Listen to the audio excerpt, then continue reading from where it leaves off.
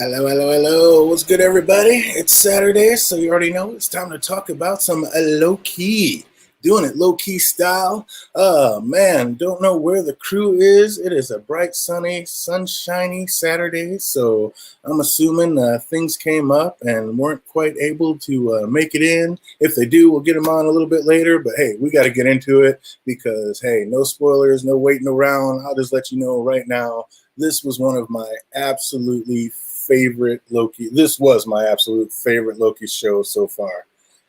I am absolutely loving the LOKi, loving to see it go down, and yeah, I'm having a blast with this one. Cannot believe they just did what they did and just left it like they did. Like, that was crazy. It's like, you guys think Owen Wilson's really dead? Is Mobius gone? I'm like, no way.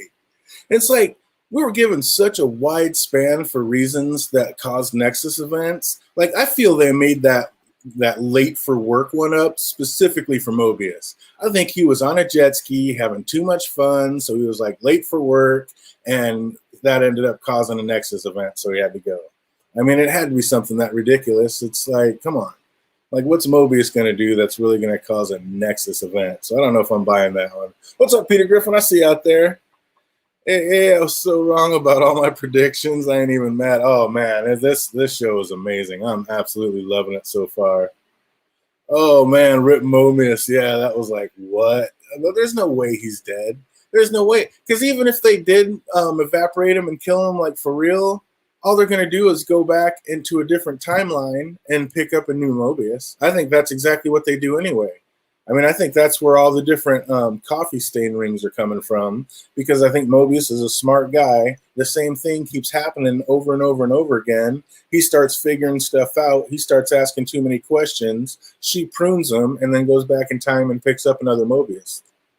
Because she's got some kind of feelings for him. I mean, she friend zoned my boy hard, but she does have friends. She does have those friends' feelings for her. She says friendships like ours is uncommon.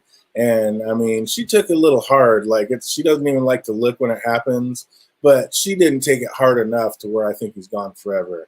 I think this is like a repeating thing. Basically, she just has to go back when he asks too many questions. He zaps her just like she did to C20 or to B20, and yeah, or C20, and yeah, I think they just ask too many questions, figure things out. Oh, you gotta go just to keep it smooth and keep it going.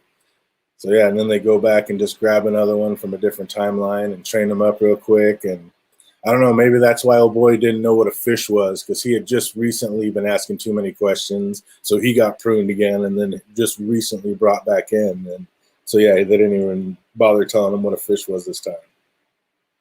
Or those guys, they just wipe their minds completely and stick them behind a computer and say, do this, and that's what they keep doing. So yeah, there's no way, especially with what we saw with our man LOKi. It's like, Mobius ain't dead. He's out there somewhere. And yeah, it'd be cool if one of these times, like if maybe LOKi flipped it up somehow and told him like, hey, once we get caught, they're probably going to erase you. So let me like hypnotize you or do this to remember what's really going on. So next time they come for you, you'll be ready.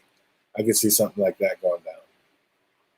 So yeah, I cannot wait to see the next episode. I was absolutely loving this episode. I mean, to me, by far the best episode of the season. Like, everything about it was amazing. But yeah, I'm just not buying that he's dead or gone like that. But yeah, I think Mobius, I don't know. Either he's like some kind of teacher or like explorer or something, and like either he's an explorer that like works in the desert that never has been on the ocean and wants like a sea-doo because he's read about it and just thinks that would be the most amazing thing ever, or he's like a teacher that like got a sea-doo and that's like his one escape and how he has fun and stuff, or he's like a sea-doo champion and basically got ripped right off his sea-doo. Like maybe he did some crazy trick that was going to change the world or whatever on his sea-doo, and that's when they had to snatch him. They're like, nope, you got to be pruned. But I just can't see what Mobius would do to even get pruned. I just think that's messed up. Like, what could my man do? Too clean.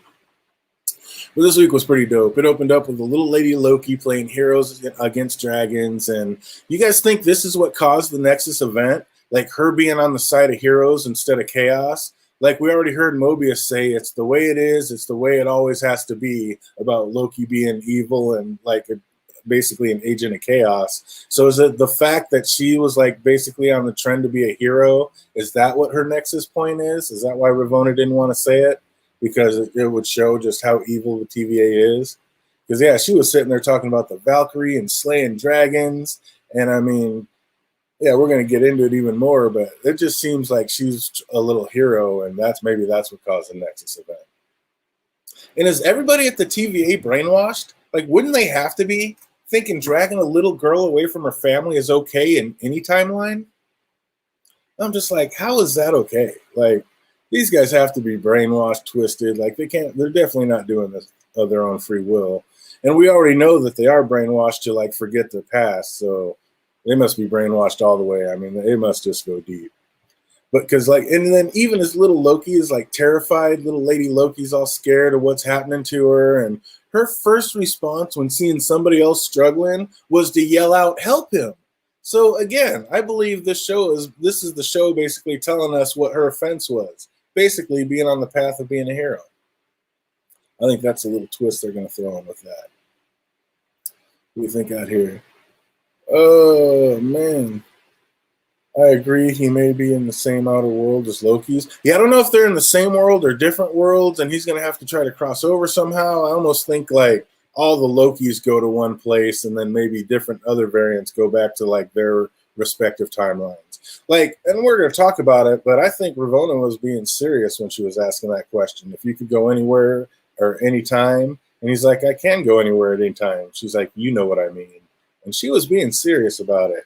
So I think she was being serious for a reason, because that's what she does, deletes them and either sends them back to a happier place, or which could change depending on his mood at different times, or basically just rips it out. What's up? We got T Volume in the house. What's up, T? Good to see you. Good to see you. But yeah, I was just expecting it at the time. Yeah, exactly. I still have no idea what Sylvie did to cause the Nexus event. She was just playing with dolls. Yep, I'm telling you, it's being on that path of being a hero. Absolutely, yeah. The guys are definitely all brainwashed on 100%. That's why Sylvie was so dangerous. She was able to show them who they were. Yep, that's what LOKis do. Bring out the best in you, and yeah, actually be able. And she could actually show them in their mind. That probably is why Sylvie's so dangerous and why they hate her so much. Or why Ravonna wants her gone so much, because she knows she can get in the minds of people and show them the truth, and that's obviously the last thing she wants. I absolutely agree with that. Oh, happy 4th to American variants. You know it. Happy 4th of July coming up quick. Oh, man. Giggity. Yep, the 4th of July is actually the Giant Tamer's birthday, so we always do a big on the 4th of July. Love it. Giggity. Oh, man. But yeah, this is absolutely ridiculous. And I think, like I said, I think basically that her being a hero is what her big problem is, and why they have a problem with her. And do people like not age in the TVA? Like, I know time works differently there, but to never age at all, like that little person at the little person at the organ melting machine and Ravonna both look the exact same age, and Sylvie's obviously aged 30 years. So how are those guys like not aging a day, but yet, you know, once Sylvie was outside the TVA, it shows that this has been about a 30-year timeline. How are they not aging at all? Like, that's just crazy to me. And Ravonna didn't even try to chase little LOKi like when she escaped. You think there's any way that like maybe Ravonna's not totally evil, which is something we're going to talk about a little bit later, but do you think she like secretly wanted little lady LOKi to get away, and that's why she didn't chase her and kind of let her just go? What do you guys think about that? Anyway, she just let a little LOKi out, because obviously she could have ran down a little girl. So I don't know. I thought that was kind of weird. Then we pan back to modern day, and Ravonna takes the golden elevators up to see the timekeepers, and they're not standing side by side. They all have their own thrones, with one sitting just a little bit higher. So does that signify that one of these is more powerful than the other two? Is there a hierarchy in the timekeepers? And is there even a timekeepers? Looks like we had another one proved right. Called that one way early. Wizard of Oz. There's no such thing as the timekeepers. There's a man behind the mask that's fooling them all. Been saying that since day one. Absolutely believe it. Loki told Mobius that Sylvia visited him as a kid and told him the plan. Do we think he was serious or stalling for time? Oh, he was definitely stalling for time. I don't believe that one little bit. She's been running her whole life. She didn't have time to go run up and tell this Loki, I don't think. So, I mean, maybe we're supposed to think that that didn't happen and he was just lying about it, but that would be funny because I've always said, like, he doesn't really necessarily lie. He just tilts the truth to his direction, like to work in his favor. But he doesn't do a whole lot of lying. Like, he just, I don't know, he just shades the truth more than anything. So maybe he was telling the truth about that. That'd be an interesting little twist. Oh, they said time is different. Five's theirs is like a day here or something like that. I know, but that's still crazy. Like 30 years and they didn't age a day. Like, that's just wild. Like, I mean, they didn't age not one day. I thought that was just crazy. But it looks like they're trying to show that the timekeepers are real, but I don't know. That was it was pretty foggy in there, and it was looking like a picture of Bigfoot or the Loch Ness monster. Like, it was just so shady and grainy, and there was nothing clear about it. And right out of the gate, you're like double guessing, like, is this a real deal or what's really going on with these timekeepers? But they did take the time and show us 3 timekeepers, so we got to take that for what it's worth. And Ravonna comes down saying that they are not happy and Mobius wants to talk to Hunter C20. And Ravonna says that that just ain't going to happen. And when Mobius keeps pushing, she reveals that C20 is now dead. She, of course, blames it on the variant, but are we buying that story that C20 lost it and had to be put down? Because I'm with Mobius. That didn't sound right. She seemed okay when we last saw her. So that just seems like a shady story right out of the gate. Were any of you guys buying that? I know I wasn't. I wasn't buying any of it. I was like, they're lying. They're all liars. Just like Loki said, a bunch of liars, and there are a great many of them here. But out to Sylvie and Loki thinking that they're living their last moments, and Sylvie says something interesting, that the universe wants to break free, so it manifests chaos. And it's like, what is it trying to break free of? Like, is that just the reason she came up with for why Loki's are variants, or does she know something more that we don't know? Like, what is exactly the universe trying to break free of? Just the timekeeper's timeline, the sacred timeline, or something else? It's kind of like that's what she was talking about, or was there a little deeper meaning to that one? She was getting it in. They said it seemed like it could be the timekeeper's den, probably keeping their hard drives full. Yeah, right, exactly. I wasn't buying it, but did think she was already dead. Thought she was a goner, huh? What's up, One True David Adams? I see you out there. Man, I don't think you watched this one yet. You got to get in on some Loki. Loki's amazing. Amazing. Love me some Loki. Good to see you, One True David. Oh, man, Sylvie thinks her being the goddess of mischief is the reason she's a variant. Like, is it really that simple? Like, that she's a girl and not a boy? Or is that just what she's been told by the TVA, do you think? Because I think it's a lot more than that. Like I said, I think it's the whole hero aspect, but she thinks just being the goddess of mischief instead of being the god of chaos or mischief, then yeah, basically just the fact that she's a girl and not a boy, that's the reason that she's the Nexus event. It's like, I'm not buying that for a second. But how brutal was that when Sylvie said, so that's where I grew up at the end of 1,000 worlds. Now that's where I'll die. I was like, God dang, you just started getting all kinds of feels for Sylvie by then. Or at least I was. I was like, man, this poor girl has just gone through it. That ain't cool. Like, damn, like, can my girl Sylvie catch a break? And it was interesting watching, like, the second time through, like, how shook Hunter 15 was and now knowing why. So that was kind of cool rewatching that and seeing all that go down. Like, she was shook the first time, but you just thought, like, it was everything, all coming in. But now we really got to know that it was her getting in there and showing her true feelings. So that was kind of cool seeing her break down throughout the show. And I just got to say, like, how dope that looked with the world falling down around them and, like, how beautiful and terrifying that would be just sitting on that rock watching it all go down.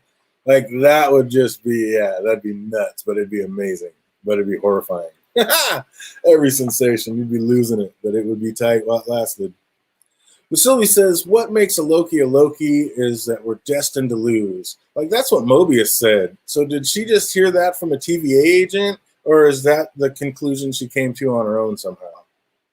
Because that is a little weird for her to say, like word for word, basically how Mobius said it. Like, we're just here and we're just here to lose and make everybody better. I was like, that's kind of weird. Now I think Loki went back and told her what was going to happen. You think he knew what was going to happen? I mean, he told her that Lokis don't die, so maybe he saw the future somehow and knew something. I don't know. That's kind of crazy. I don't know. That is nuts. I mean, Loki definitely knows something more than he knows. Whoa. Yo, this, bada boom, bada bang. Oh, right. There's one. But yeah, first of all, was it weird, like, hearing Loki give a pep talk? Like, that was so anti-Loki. That was kind of weird. And second, like, what do we think caused this crazy straight up and down spike? Was it like Loki being nice? Was it the two of them about to die? Because we know like real Lokis don't die. Or was it like basically Loki falling in love with itself? Like, what do you guys think was that made that massive spike go straight up and down? What was the true cause of that? And of course, the two get saved just in time, but it's basically out of the pan and into the fire type situation because they get saved by the TVA, and now they just look like they're going to get erased anyway. So, I mean, did they really get saved? But how great was that when Loki was like bitching about the lack of security that Moby was using on him? He's like, compared to Sylvie, he's like, I have half the security against me. Like that was, I mean, I was dying. I was loving that scene. It was pretty sweet. You gotta love it when Loki goes Loki. I mean, that was just sweet. Just bitching about he doesn't have as many people watching over him. Like, this is just embarrassing. And it was interesting that Mobius called Loki a bad friend. It's like, now I was thinking, like, other than getting friend zoned by Ravonna, like, maybe is Loki his only friend? Because now it kind of basically seems that way, doesn't it? And it was also telling that he let Loki get in, like, one last word. Is it like did he really want to hear what Loki would say, or was he just being kind of a smart ass and was going to throw him in no matter what? Like, I think he really wanted to know what Loki was going to say and was just kind of playing it down a little bit. Because he knows he's got that little feeling inside that something ain't right around here, and Loki just might be onto something telling the truth. But when Loki said that the TVA is lying to you, and Mobius gave like a little chuckle and said, put him in, he's like, the way that he laughed, it sure made it seem like he kind of actually believed Loki. So yeah, I think he's like, well before he even learned everything else, I think he's already well on track to basically figure out that something is askew and not all what it seems. And how sweet was that when like the time cell and like bringing Lady Sith back? It was cool to see her, and that would just suck to be in like a miserable loop like that, just over and over and over. Poor guy just getting the hell. I mean, they are just not shy about beating the hell out of this Loki. I mean, I get it. They hate Lokis because Lokis are killing all these hunters or whatever, but this Loki didn't. But oh, they have such hate for this man. And why would Ravonna put Mobius on the task of catching Sylvie, but then not let him interrogate her once he caught her? Like, that didn't make a lot of sense to me. I mean, she gave a pretty quick answer that kind of works, but nobody was buying it. I was like, what the hell? I was like, how? What? No. So yeah, nobody, I don't know. Ravonna, I think that's what happens, like I said earlier with Mobius. I think like he keeps figuring out that Ravonna's full of shit, and she keeps having to prune him and then go back and bring back a new Mobius. And that's why they have all the different rings that he doesn't remember doing it, because it's basically him, but a new version of him that they just keep going back and taking off the timeline. Or I was right when I called it in the first episode, and he's a freaking clone. That would be amazing. If I still got to pull that one off, that would be tight. But Ravonna says, work with your Loki, and Mobius replies, that ought to be my mantra, work with your Loki, work with your Loki. Like, why would that be said that often? Is Loki like the only variant being chased? Is this just a personal war on the god of mischief? Is that what it's all going to boil down to? Like, basically everybody's a Loki and it's just a back and forth trying to get them all? Like, that'd be kind of crazy if something like that broke down. Like, this is just the world of Loki, and there's somebody like bigger that like brought him into this, and like this is his own little private hell. That'd be a trip. Because yeah, I mean, that would be. I could kind of see that. Like, we find out that there's somebody more powerful. I know a lot of people think Kang's coming into the picture, and he still might. I don't really. I don't read the comics and I don't really know that much about that character, what that's about. But I do feel like there could be somebody more powerful than Loki that's pulling all the strings. And when he very first grabbed that Tesseract, this person dragged him into like his own personal little thing. So of course Loki's, he's crazy. He always thinks everything's for him and about him.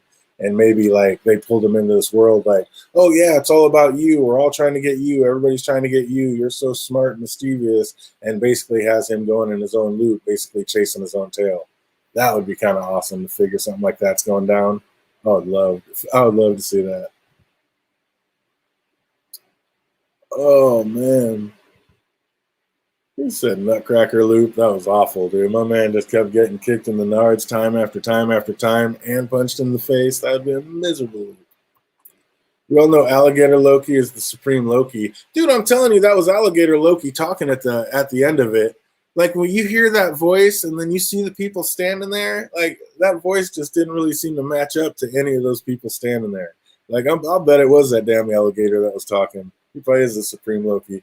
I wouldn't be surprised, not one bit. And we already know Loki can shapeshift, so he might have just been shapeshifting, doing like Loki shit. But yeah, that'd be crazy. Mobius said that they've brought in Kree and Titans and vampires.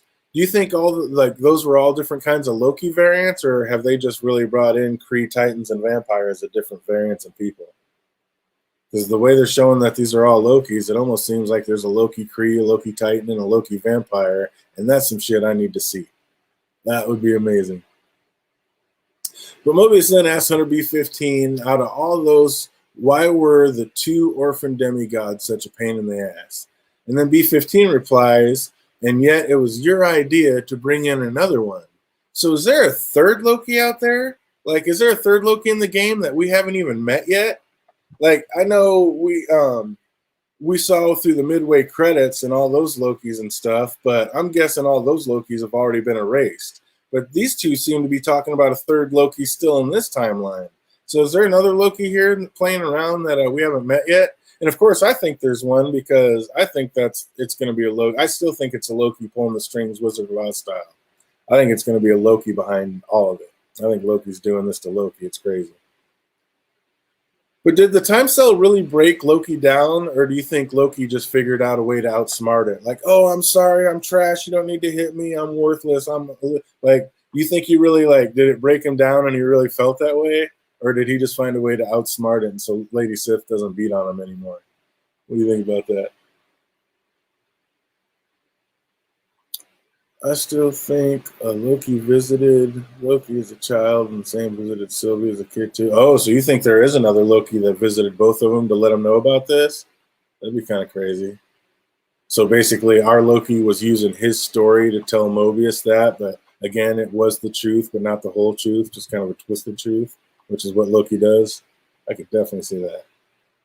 That caused her nexus. I'm still going with her nexus as being a hero, on the path to being a hero. Oh no, but when I hear Vampire and Myra, oh yeah, Blade's coming. I don't think he's coming in this episode, but that is now, the second time we've heard him talk about vampires. So Blade is coming, and that's going to be hella tight.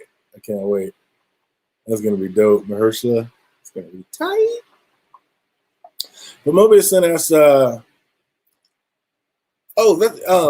did Lady Sith gives him one more, you are alone and you always will be. Is that what caused the spike in the timeline? That he made a friend at the end in Sylvie? So basically that's why that timeline spiked like that, because now they have each other and they're friends and they're not alone anymore? Like it had nothing to do with love or anything crazy or creepy. It was just basically they each found a friend. It's just that simple. That'd be kind of cool. That would be kind of sick with it. And we might be having somebody come in. Hold on one little second. One sec, let me see. Oh, wait. Boop, boop, boop. Sorry about that. A little more time. Oh. Mobius was pretty cocky in that interview with Loki. Like, it seems like he's just basically had it with everybody. Like, he gets up saying that, like, he's talking to a guy playing checkers while Mobius is playing chess, and then threatens to send Loki back in with Lady Sith. Like, Loki worked out a new angle real quick. So yeah, that was kind of Mobius got pretty cocky on that little line real quick. Like he had had enough. He was fed up. He was like, dude, we're done. This is going my way. Let's get it. And he did start playing hardball after that. But Mobius shows that, like, and he did. He showed that he was still playing chess, totally like playing on Loki's emotions, and like he's already well aware like how much Loki adores himself. So he even calls him like an incredible seismic narcissist for falling for himself. So the way that he broke it down and like played on his emotions, talking about a girl being dead and stuff, like he was definitely playing chess with when everybody else was playing checkers, and just a ruthless game of it at that. I mean, that was just dirty. But Loki breaks it down, saying that of all the liars in this place, of which there are a great many, you are the biggest because of the lies you tell yourself. And that definitely hit a stroke with Mobius. Like, that hit home with him. He was not happy. And then B-15 enters Sylvie's room, and like her stick was all lit. Like, did you guys think she was going to go in there and just kick the crap out of Sylvie? Or did you think maybe kind of what was going to happen was going to happen? Because the way she walked in there, it looked like she had enough and was just going to take Sylvie out. Like, bye-bye, Sylvie. That would have been pretty ruthless. And over in Ravona's office, her and Mobius are finishing up the paperwork on what she calls a job well done. And then she asked, like I said earlier, I felt that was a serious question. If he could go anywhere, anytime, where would it be? I think after a certain amount of cases, this guy just starts asking too many questions and has to be reset. Then she goes and grabs another one of him off the timeline. Or basically, like I said, maybe he's a clone and just goes and grabs another clone Mobius. But yeah, she just, I think this is not the first time he's been erased. Like, she just said zap him a little too quick. And right after asking Mobius where he'd like to go, Ravonna tells him that the Timekeepers want a witness to Loki's pruning, and they want Mobius there too. And he's like all happy that he's finally getting to meet the Timekeepers, but I think he's being taken there to be pruned as well, basically. Like, I think he was a goner whether he stole that comm from her or not. Like, she was going to prune him no matter what. He was already asking too many questions and had to go, and time to bring the next one back. So I think he was a goner regardless. And that was so cold, like when Ravonna was like setting it all up and talking about like, when we're out there fighting, this is what it's for. It's for us. Friends against time. Allies to the end. I was like, ouch. He just got friend zoned so hard. And she knows he's toying with that man's emotions. I was like, she is just ruthless. It's like, I mean, a shred of me thinks like it's all a plan of hers to kind of break free of something. And maybe she's going to end up trying to be on the good side of things. But man, I don't know. She does some pretty ruthless things. It was weird when she said like he'd seen all of existence the same as her. Like, that doesn't even seem possible with time loops. How have you seen all of existence, everything ever of all time? I just don't know. I mean, you've been there for a minute, but is that ever really possible? And when she finished with a friendship like ours is uncommon and worth fighting for, like, my heart was just broken for poor Mobius. Like, dude, it is never fun getting friend zoned that hard. Like, you poor bastard. So Mobius gets her to turn her back and then basically pulls the old switcheroo with that trackpad. And he pounds his drink and says it's time to dip. And Ravona's like, wait, what? Just one drink? And he's like, oh, was that only one? Like, playing all dumb? Like, I don't know. She says this is a career case. I was like, dude, for who? Him or you? Because basically, I don't think he gives a shit right now. He just wants to get down to the truth. B-15 was trying to convince herself it was a trick by Sylvie, but deep down she knew it was a pattern. Like, she knew something was up. Yeah, it was messing with her the whole time, so she definitely knew something was up with that. So yeah, it was going to come to a head regardless. But yeah, that was crazy. It's like, whose career is this a career case for? Like, is she trying to say that he's going to go up there and meet the timekeepers and they're going to give him some big promotion? I mean, it seems like basically he's already only answering to her, so what kind of promotion could he get? So yeah, I thought I'm 100% they were going to zap his ass no matter what. And Ravonna was definitely like looking at Mobius some kind of way when he like bounced early. I don't know. Is that because she knew something was up and was already planning on pruning him, or was she really just shocked that this guy that she knows is just intoxicated with her was going to leave early like that? So she knew something was askew. And Sylvie follows B-15 back to Rock's cart, thinking she's in for a fight. And B-15 just wants to know the truth. And Sylvie gives it to her, like another heartbreaking scene, dude. Old girl was just crying in the rain. Like, oh, that was a sick one. Dude, I just love this episode.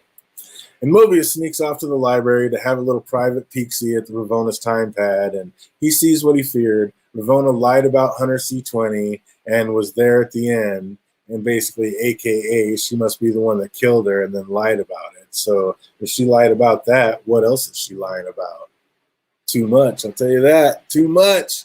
She's lying. They're all liars at the TVA.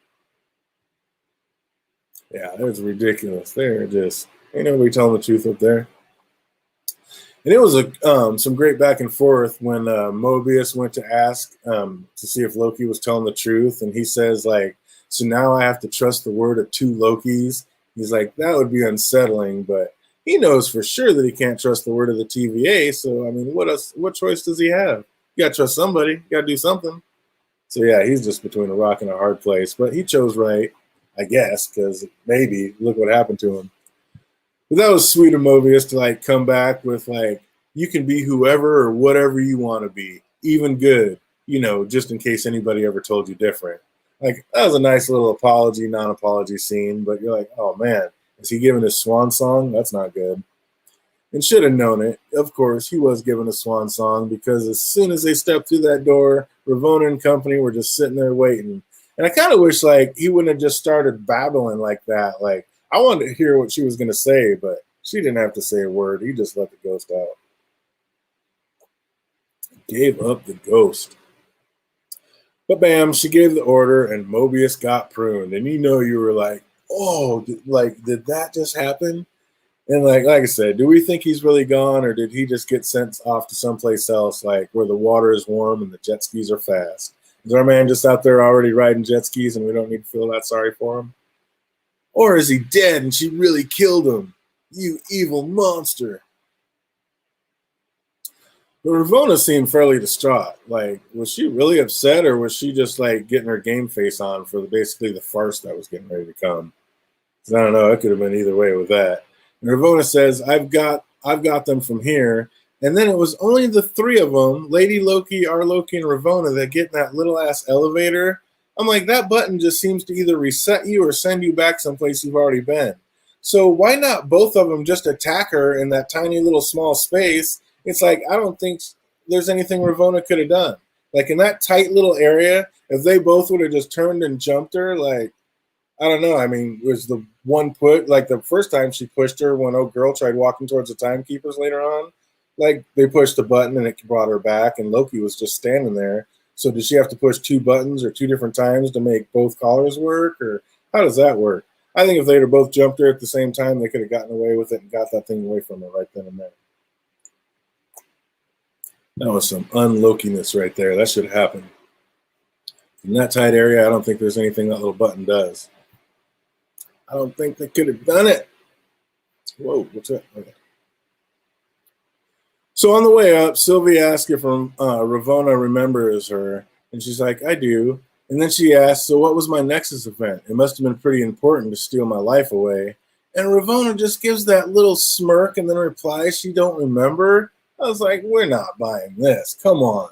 I was like, you don't remember. It was probably something not very important at all. Like I said, just her being on the path to being a hero. And basically now they're trying to prune her for it, which just shows how truly evil the TVA are.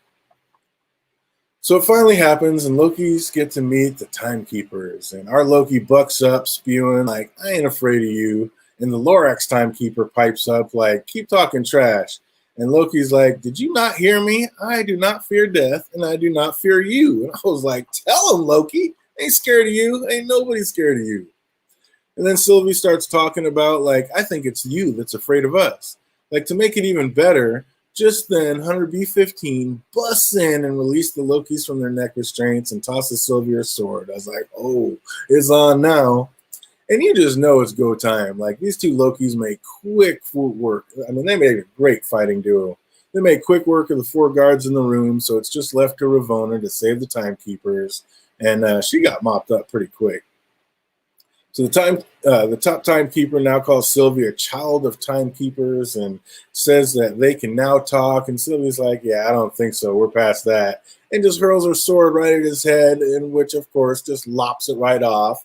And then, oddly, the other two timekeepers just start laughing. Like, what were they laughing at? Like, what was that about? Does that not just scream that it's a LOKi on the other end of this? I mean, the fact that he just sat there, they just sat there and start laughing at that. I don't know. That was crazy. If her further turns out to be helping, maybe her prong must be built to send them. See, that's what we're about to talk about, Peter Griffin, because that's exactly what I think happens. Like, Ravona's the top dog, the president. Like, maybe she's not a hunter, but she used to be. So I'm like, if she used to be a hunter, she's got to be a lot tougher than what she's showing. And basically, she'd let old girl just snatch that right away from her. So yeah, we're going to talk a little bit more about that, but I think that might be exactly what's going on. So the head just rolls down to the LOKi's feet, and Sylvie picks it up to reveal that it's just a mindless android. And LOKi asks, so inverted the TVA, is he hiding something? Like, does he know more? I think LOKi might be holding a little bit back from Sylvie. Like, I think he knows more about what's going on than what he's revealing. Like, maybe he actually got a sneak peek at one of those books in the library when he was asking for, like, the start of the Timekeepers and the end of the Timekeepers, and she wouldn't let him have anything. He's like, well, what book can I look at? And they gave him, like, all his own stuff. I think somewhere in there, he found a way to take a peek at what's really going on, and he might know a little bit more than what he's saying. So yeah, I think he got a little peek at an unauthorized book that he wasn't supposed to look at and knows more than he's telling. But he's just about to tell Sylvie something, and it seemed pretty important, but boom, then Ravona freaking prunes him, and it was like, what? Like, what was our man getting ready to tell Sylvie right there? Like, what was really going on? I was like, nah, don't prune him now. Can we not hear this first? And Ravona prunes LOKi, but Sylvie snatches the stick away from her, like taking candy from a baby. And like I said, it was just way too easy. Like, is this all just a setup? Is Ravona maybe not evil? And she's just working a plan to send them all away to hatch a plan to take down the TVA in the end? Like, maybe she's been doing it and she knows that it's all BS, but the TVA is always watching, like they said. So she needs to find a way to get, like, all her best people away. So then maybe she can go join them and they could all posse up and come back and take down the TVA. Something like that might happen. I don't know. I mean, Sylvie, yeah, she's a demigod, but I think she just took that nightstick away from her just way too easy. And I also think that those sticks are set not to maybe kill them, but to just send them to a different place of her choosing. So I think we're going to find all that out in the next one. I don't think Mobius is dead, and we already know LOKi's not dead, so I think it's going to be something like that happening. But and also the way that, like, Ravona was begging Sylvie to go Nike and just do it, basically. Like, Sylvie says, nah, you're going to tell me everything, and it just fades to black. But Ravona, like I said, Ravona just gave up that stick like it was nothing, and then fucking she's like, Sylvie, just kill me. And Sylvie's like, no, I don't think so. Why would she want to die that much? I don't think she had that thing to death or whatever. I think she had it to, if Sylvie would have did it, it would have sent her off. Like, it would have looked like to the Timekeepers that they were fighting and she lost, and Sylvie would have sent her off to wherever she needs to go to keep hatching her plan to come back and beat the Timekeepers. I really think that's going to happen. And I'm not sure why, but I must have had a gut feeling because I did not move when those credits started going. Like, did not budge one muscle. Like, just must have felt it in the air, and boom, we get the mid-credit scene. That was so dope. And like I said, like, I was so hyped when that scene came back on. Like, I knew he couldn't be dead, but LOKi just asked if this is hell and if he is dead. And someone replies, not yet, but you will be unless you come with us. And I'm telling you, the voice that said that did not look like it fit any one of those LOKis. Like, I'm telling you, there was that alligator talking. And I cannot wait to see the next episode. It's going to be amazing. Yeah, when they flash to those other LOKis, like, that voice did not seem to match any of them. I'm like, we just got LOKi Gator in the house. It's on. Like, absolutely amazing episode. Definitely the best one of the season so far. And I just cannot wait to see the next episode. I think it's going to be amazing. Absolutely amazing. Oh, when did LOKi... Try to convince yourself as a true pursuit to keep down to your past life. If Ravona turns out to be helping, maybe the prongs were bent to sell. Then, oh, so yeah, that's what I'm saying. I think that's exactly what happened. Oh, I seen on YouTube there was a post-credit scene, but didn't know what it was. Oh, you didn't watch the post-credit scene? Gotta watch the post-credit scene, man. That's one of the best parts of the whole episode. It's amazing. Absolutely amazing. Yeah, you gotta check that out. And like I said, I am super excited to see the next one, man. Only 2 episodes left. Can't wait to see where it goes from here. But yeah, it's about to get broke down. Looking forward to it. So I hope you guys are having an absolutely amazing weekend so far, and it only gets better from here. I want to wish everybody a safe and fun, happy 4th of July, and hope to see everybody back here on Tuesday night when we get down with the Bad Batch. You guys have an amazing weekend. We'll see you soon. Be easy, everybody.